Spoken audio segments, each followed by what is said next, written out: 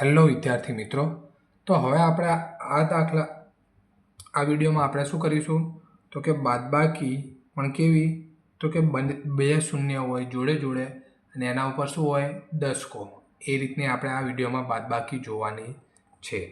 જેમ કે આપણને 8,900 આપેલું છે, બરાબર. એમાંથી એમ કે તમે 423 રૂપિયાની વસ્તુ લેતા આવો, બરાબર.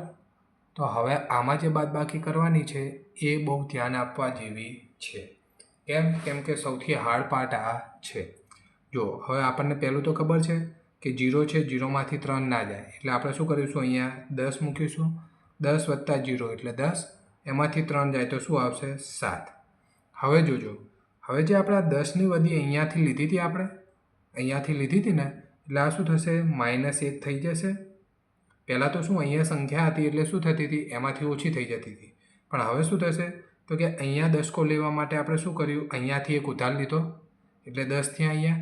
તો હવે આમાં જ્યારે ઉમેરીશું એટલે શું થશે તો અહીંયા 10 થશે અને અહીંયા શું થશે 8, બરાબર.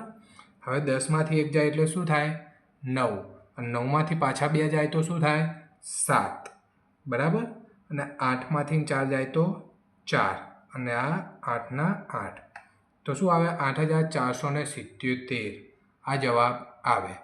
હજી એક દાખલો ગણીએ કે જેમાં ત્રણ શૂન્ય હોય સાથે, જેમ કે 9,000, બરાબર. એમાંથી આપણે 852 રૂપિયાની વસ્તુ લીધી, બરાબર. તો જુઓ, પહેલું શૂન્ય છે અને નીચે શું છે 2.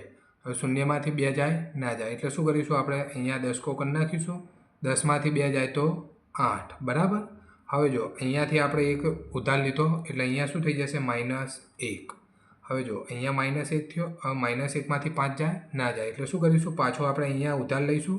તો કે હા, અહીંયાથી એક ઉધાર લીધો અને અહીંયા શું થયું 10. 10માંથી 1 જાય એટલે 9 વધ્યા, અને 9માંથી 5 જાય તો શું વધ્યા 4 વધ્યા. હવે જો, હવે -1માંથી 8 જવાના ના, તો પાછું શું થશે તો કે આ -1 પાછા અહીંયા 1 ઓછા કરશે એટલે 8 વધ્યા, અને આ શું વધ્યા 10.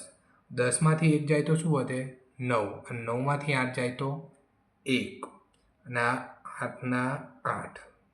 પડી સમજણ? એકદમ ઇઝી રીતથી, બરાબર. હવે હું તમને એક દાખલો આપું છું, એ તમે તમારી જાતે સોલ્વ કરો, જે રીતના આવડે એ રીતના, બરાબર.